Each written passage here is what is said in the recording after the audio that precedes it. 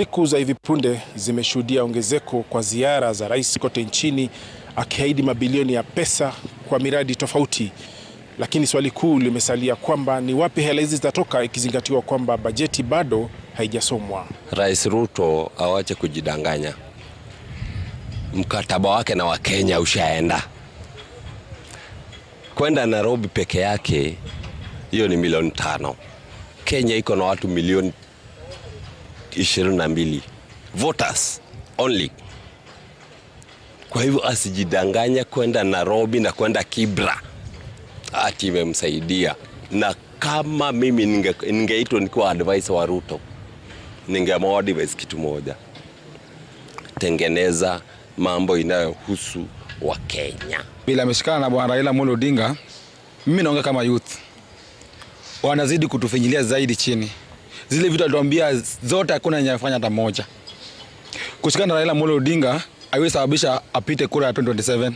Hiyo ni kitu tunajua. Kwa sababu nasema hivi, Raila Amolo Odinga sasa ametuacha, ameingia kwa hiyo chama cha UDA. Ameenda kuangalia tumbo yake ama ameenda kututetea? Kila wakati akienda kuongea kwa serikali atuletee maendeleo huko kwetu Nyanza. Unaona? Akienda huko anaenda kuangalia tumbo yake, atujali sisi wenye tunaumia chini, wananchi wa chini. Sasa hiyo shuru iko juu, kazi hakuna. Tunahangaika. Ruto alisema kwamba tutujengea barabara, tupea kazi, vijana wanapea kazi. Hakuna kazi anatupea. Things are not so good. Naomba Rais Ruto, nilikupigia kura mimi kama Joseph, siogopi kukuambia. Ground ni mbaya, inanuka vibaya. Kenyans are not happy. Hatuna furaha. Mimi nilipigia President Ruto sababu ya zile ahadi alitoa nzuri sana. Kwanza maneno ya hustler fund, na akasema ataweka pesa kwa bank. Sisi wale tuko sana hasa kwa upande wa biashara. Hii handshake sioni chochote chenye taleta kwa sahani tukule sisi wana biashara. Sababu tax imekuwa juu sana, wale wana import vitu tunanunua kutoka kwao. Na kuomba President Ruto waachana na maneno ya biashara ya Raila. Raila hata kazi ya EU ni yeye alisarenda, hata kuanguka. Kama Mkenya mwenye alikupigia kura, inaniuma sana. Peleka pesa kwa banki kama ule wakati wa Kibaki, tuchukue loan ndio inchi pesa ianze kusecurity mzuri. Ruben Motochi, runinga ya Citizen. Nama ahadi ni deni na dawa ya deni ni kulipa. Na hapa katika kaunti hii ya Nyamira tungependa kusikia iwapo wa viongozi na wakazi wa eneo hili wanayo madeni wanayomdai Rais William Samoei Ruto kuhusiana na ahadi alizopeana wakati wa kampeni. Majina anaitwa Boniface Ateka Mungara, senior driver. Mimi ni mkazi wa hapa Nyamira. Ningependa kusema hivi, Ruto amekuwa akikuja Nyamira County, anazindua miradi mbalimbali. Kama alikuja hapa akasema amefungua barabara ya Manga Mote Momwamu, lakini hakuna kitu imefanyika huko. Kama juzi amesema ati ananunua machine ya chapati. Hizo chapati zenyewe hatuzioni. Pesa siko Kenya. Tunatoa mambo ya revenue, lakini hizo pesa hazitusaidii kazi. Ni kuweka tu magari zake mafuta na kutembeza ako juu ya gari kwa rooftop na kudanganya Wakenya. Tunamwomba rais asikize ground, asikize the common mwananchi. Wao ndio walimchagua kama rais wao, asikize wananchi. Ila si hivyo, mwaka 2027 tunamuona tu akitoka State House kwenda Sugoi. Kwa majina mimi naitwa James Moseti kutoka eneo hili la Nyamira. Mimi nataka kusema hivi, rais wetu wa Kenya William Samoei Ruto kwa mara mingi amekuwa akipeana ahadi zake. Mimi naweza sema hakuna ahadi ametimiza hata moja. Shida sijui iko wapi. Najua serikali iko na pesa sipo kwa hii serikali yetu ya Kenya. Lakini sasa shida ni kutumia zile pesa. Fedha siko, tunatoa tax kwa serikali. Lakini sasa kwa maendeleo kurudi kwa wananchi, hiyo bado hakuna. Ruto amekuwa akikuja Kisii, Nyamira, hizi kaunti zetu mbili akipeana ahadi mingi za barabara, lakini hakuna barabara imetengenezwa hata moja. Juzi alikuwa hapa Borabu akalaunch barabara, bado hakuna kazi imefanyika hapo. Hatuoni kama kuna engineers kwa barabara. I don't think kama hiyo bado itafanyika. Kwa sababu kama ile kidogo yenye anasema anaahidi kutoka hii miaka 2 imeisha na nusu mpaka saa hii hajatimiza hata moja. Je, itakuwaje hii miaka ingine imebaki 2 ataweza? Sioni. Tutatoa hii uongozi mbaya wa Kasongo, anasema atatengeneza chapati huko Nairobi, sijui chapati bilioni 1. Hii itawezekana namna gani? Watu wako na njaa, watu hawana pesa, payslip imekatwa, alafu natuambia nataka kutengeneza chapati.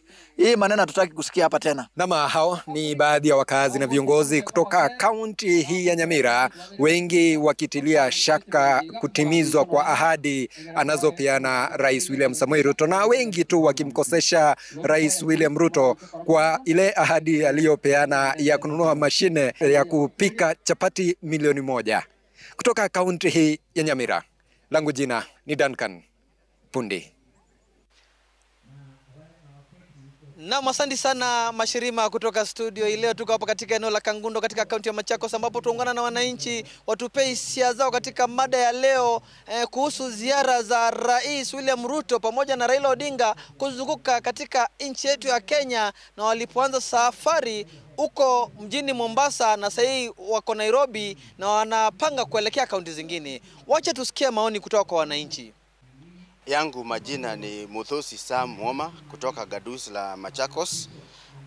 Kwa maoni yangu, ziara za rais ambazo amekuwa akizifanya hivi majuzi huku akiwapatia Wakenya ahadi mpya, sioni kukiwa na haja rais aanze kuzunguka akipatiana ahadi mpya, sababu ahadi upeano na mtu ambaye bado anatafuta uongozi. Sasa hivi rais ashapata hatamu za uongozi, anafaa atimize zile ahadi ambazo aliahidi Wakenya wakati wa kampeni. Kwa hivyo mimi maoni yangu ni sababu ziara ambazo anafanya rais wakati huu na kusema kwamba atafanya mambo mapya, hao mambo mapya sioni yakiwa yamezingatiwa katika bajeti ya Kenya, sababu bajeti tayari ishapeanwa na rais anazunguka akipeana. Kwanza tunatarajia kama wale wanaita Hustler Nation, tunatarajia kwamba atimiza yale maoni na zile ahadi ambazo alikuwa amepeana pale wakati wa kampeni. Majina mimi naitwa Kennedy Mutinda, mimi ni mkazi wa Kangundo, Machakos County.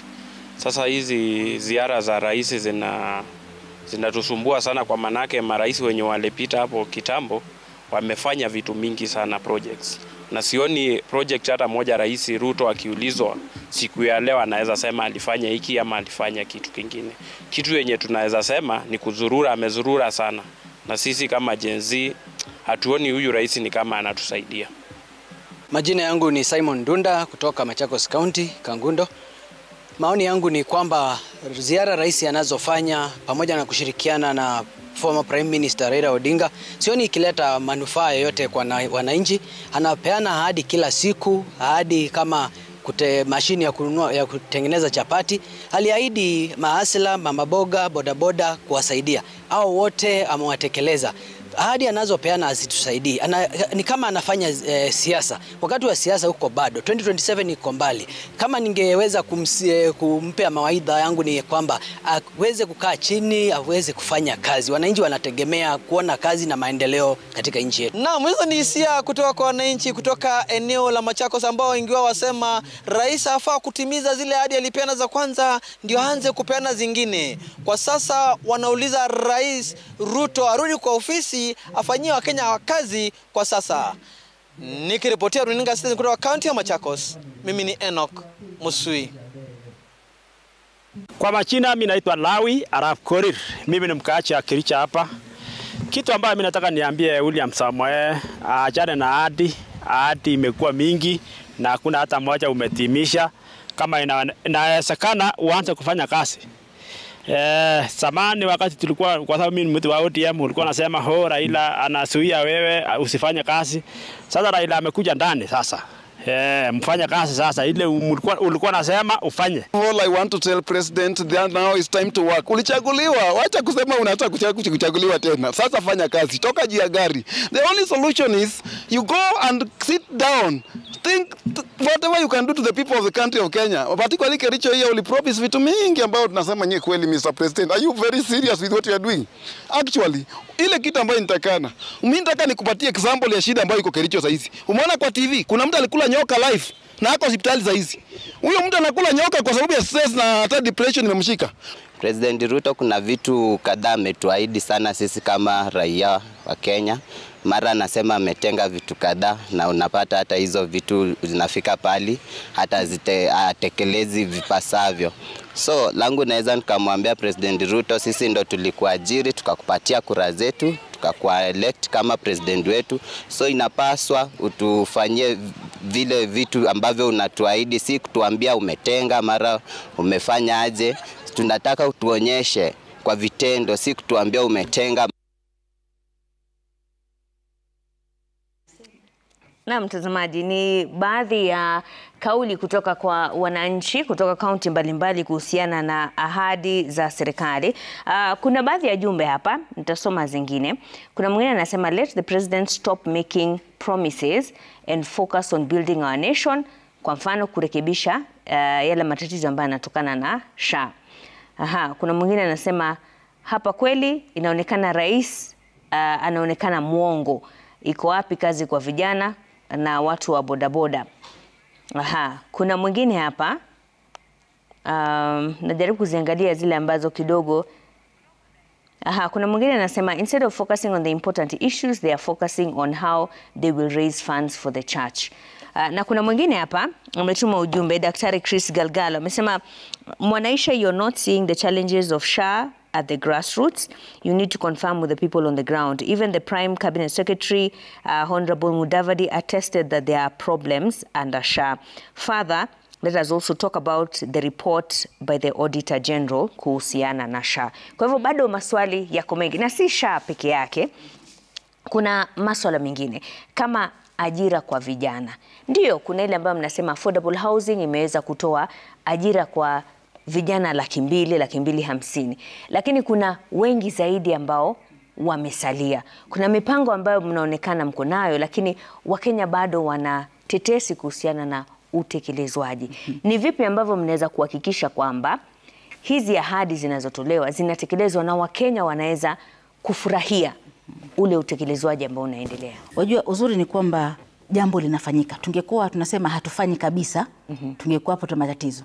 Swala la ukosefu wa ajira, umesema tumeajiri vijana zaidi ya 120,000 katika affordable housing. Nimetaja tu kile ambacho nyinyi mnasema. Kiko, it is a fact, kinafanyika, kipo. Hiyo ni sekta moja affordable housing. Tukienda katika kazi za ajira majuu, tumepeleka zaidi ya vijana 20,000 nje ya nchi. Tukiangalia katika sekta ya digital superhighway, tumeunda digital hubs, vijana wanapata kazi katika mtandao. Kaangalia walimu, miongoni mwa wale walioajiriwa walimu 76, wengi wao ni vijana vile vile. Lakini tatizo la uhaba wa ajira hapa nchini halijaanza na serikali hii. Limeanza na serikali zilizotangulia. What we have done chini ya uongozi wake William Samoei Ruto ni kwamba tumeanza kutoa suluhu ya tatizo la ajira hapa nchini. Nakumbuka sio wote wanaajiriwa kwa wakati mmoja. Kila mwaka nafasi zinazidi kuongezeka. Na vile vile katika nafasi za ajira za kiserikali hatuwezi kuajiri vijana wote 2,000,000 ambao hawana ajira. Ndio maana kama serikali tunafungua sekta zingine tutoe nafasi za ajira, ikiwemo katika sekta ya kilimo, ikiwemo katika sekta ya biashara ndogo ndogo, ili vijana vile vile waweze kujiajiri kupitia Hustler Fund. Na tumefungua Hustler Fund sasa, kuna masuala ya bridge loan na vile vile masuala ya kuongeza fedha zaidi. Kama ulikuwa unapata 20,000, sasa una uwezo wa kupata hata 500,000 iwapo katika group. Inaaminisha nini? Yule kijana anaweza kufungua biashara yake ndogo akapata mtaji na kujikimu kimaisha. Yes, changamoto ipo katika sekta ajira, maana kila mwaka hapa nchini zaidi ya vijana 800,000 wana graduate. Na sisi kama serikali lazima tuwajibike. Ndio maana tuko na mfumo wa vocational colleges hapa nchini. Kuaminisha nini? Yule ambaye pengine hakupata alama za kwenda university anaweza kujifunza kazi nyingine ya mkono, ajiajiri. Ama vile vile umeenda university lakini ile kazi unaotaka haijapatikana, tuko na nafasi za kazi ugaibuni, Ujerumani. Usikwame. Tafuta driving license mahali, anza maisha yako ukingojea ile kubwa unayotaka. Jambo ni zaidi ya shilingi 150,000 unalipa. Mbona hapa nchini pengine hungeweza kupata ila ile. Kwa hivyo tujitume. Lakini kuna wale ambao wanauliza kwa nini hizi ajira zinatafutwa nje? Manake utasema 150,000 kwa hela za Kenya, lakini yule akienda kule hiyo 150,000 si kitu, kwa sababu ni ughaibuni, maisha yako tofauti. Nitakupa mfano wa Saudia. Kuna wengine ni 150,000. Lakini ukiangalia mataifa ya Kiarabu ya UAE, Saudi Arabia, unalipwa 150,000, unasimamiwa chakula, unasimamiwa rent yako. Hiyo 150,000 ni pesa yako taslimu. Hata baada ya kulipa ushuru unapatiwa. Kwa hivyo ni nafasi mbalimbali. Kuna moja, hiyo ni njia moja.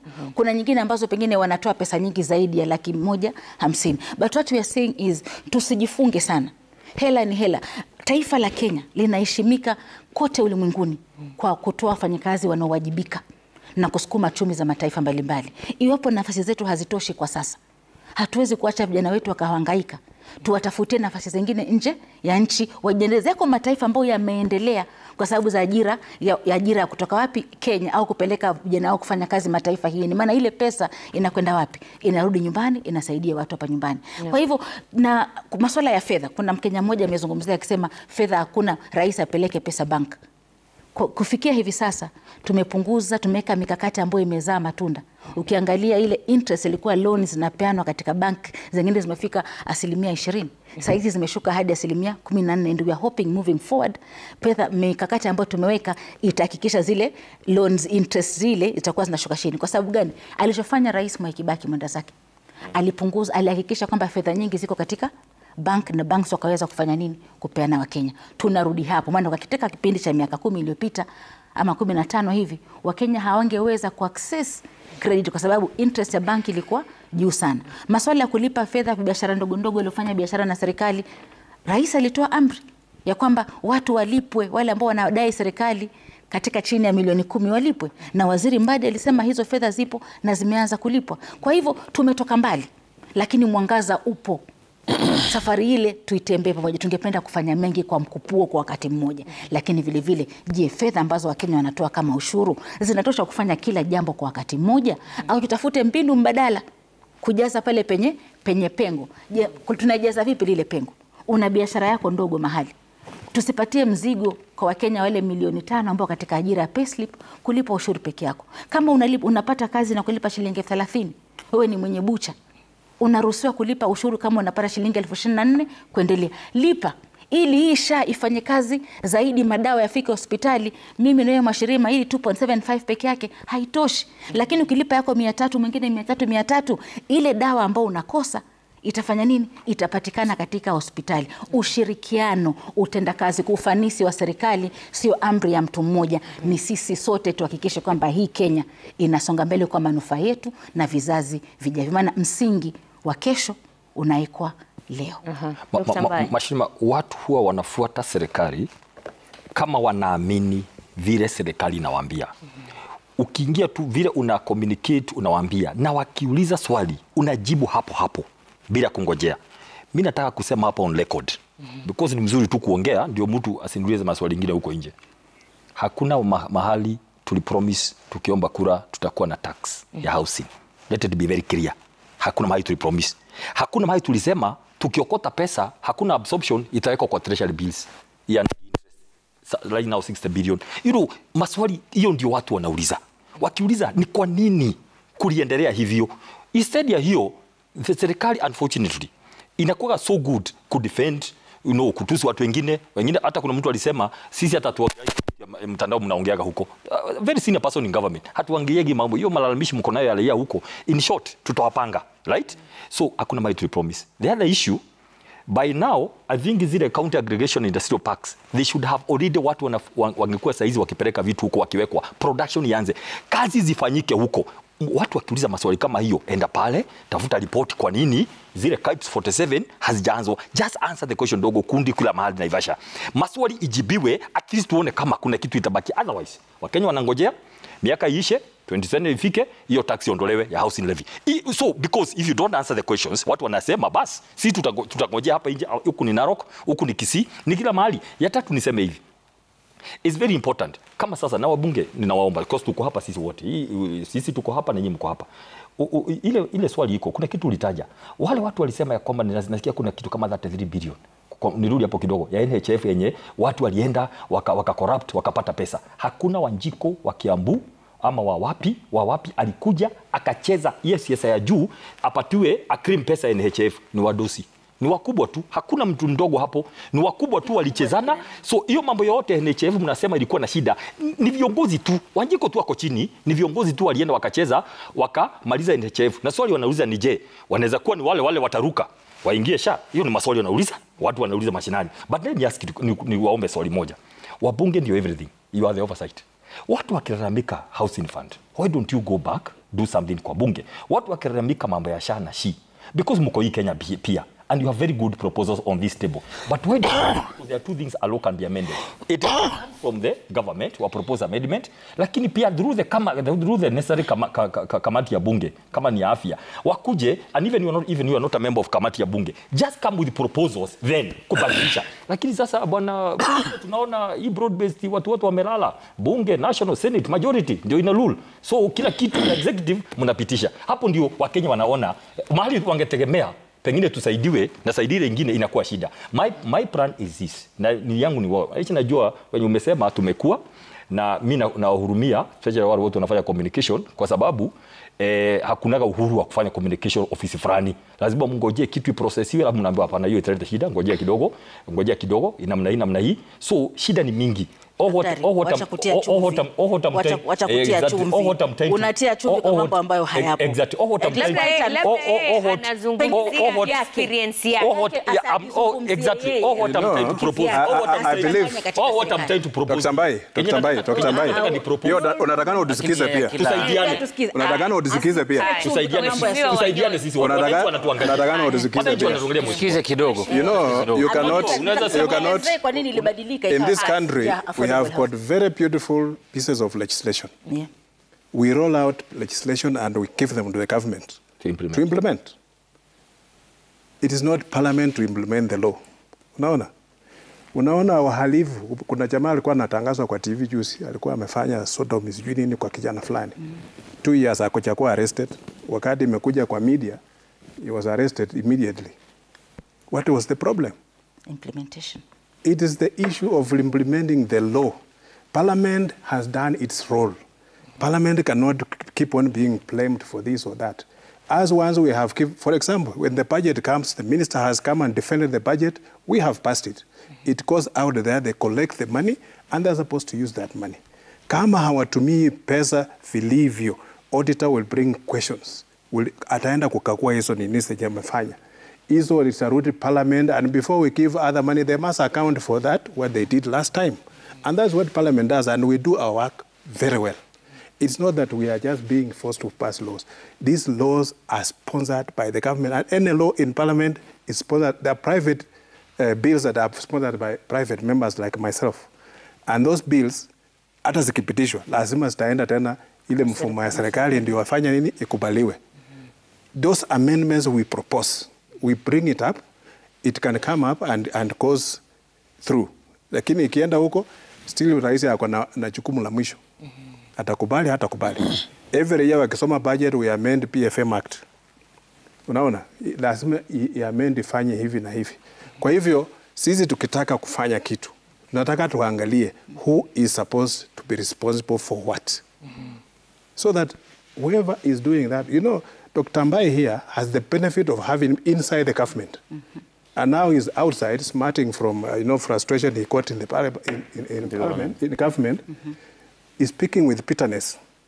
But if we just become a bit sober and speak directly what you saw in government and what is the reality outside here. And when you are government, mlikuwa mna defend government. Sai mko nje, you speak bitterly about it. No. We must just now put things in perspective, direct perspective. Are the implementation happening? Are the promises being fulfilled? Why are there many other promises? Because the government believes whatever they are doing, they are going to achieve. And as a government of the day, every day, they must give services to Kenyans. They must deliver on the mandate that they promised Kenyans, because they will still come at another election.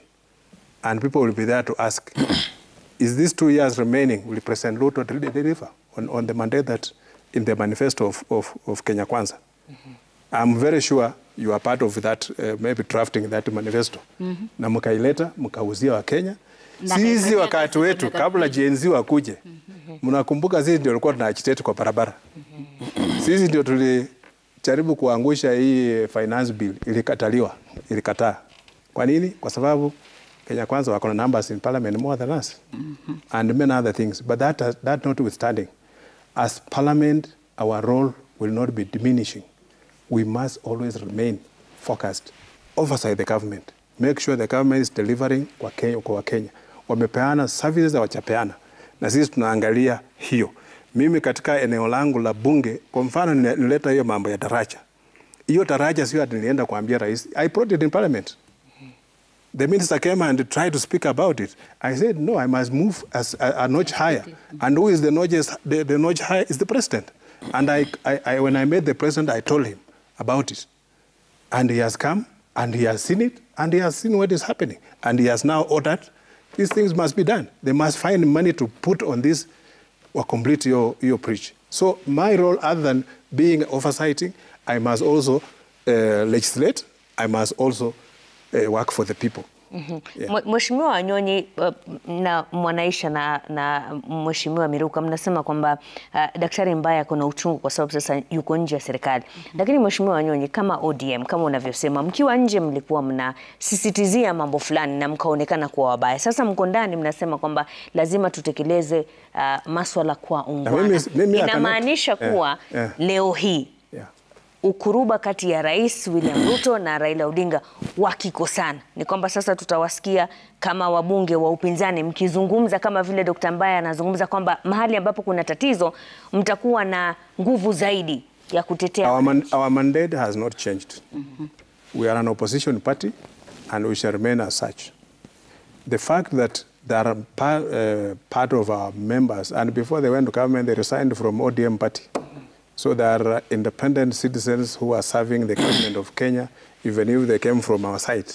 If the president appointed, for example, if it was allowed that members of parliament are appointed as cabinet ministers and they remain members of parliament, it will be something different. It will be like a collision between ODM and Kenya Kwanza. But there's no collision here because these people, before they moved, Mheshimiwa Mbati had to resign from being a member of parliament. Mheshimiwa Wandai had to resign from being a member of parliament now, and from even the party. So they are serving there as Kenyans, not even as representing ODM. Again, kumuongezea, unajua hawa ni wanasiasa. Dr. Mbaya is not a politician. Hata wewe ni mwanasiasa. Yes, mimi ni mwanasiasa. That means mimi I can take side. Because mimi nimechaguliwa na party, I have a party boss, lakini Dr. Mbaya is not a politician. He is now. He is not. Wakati walikuwa katika serikali, he should come out clear, not to blame this government 100%. Aseme, this government used to do this, and as by my feeling, this is supposed to be done in the right way. Kwa hivyo mimi namkosoa kulalama kila wakati kwamba serikali ni mbaya. Mimi hakuna mahali ni jambo la pili Mashirima, acha nimalize. Let me tell you the problem you're having. Sahi, the broad-based government ni Raila na Ruto. Before Raila came in as a broad-based government, tulikuwa na Rigiji na Ruto. During that time, when things were good, they were talking the same language, doing the same thing. But because an hiccup came up, sasa Rigiji akaondolewa katika bungeni. He was impeached. Sasa watu wake wote wamegeuka tena. The same government they're eating from. Ngoja nimalize Mashirima Kapombe. Alafu Raila amerudi ndani kureinforce si serikali ifanye vile mambo inatakikana. Na juzi ukimsikiza katika runinga aliongea vizuri kwamba we are here to rectify the mistakes of this government what is doing.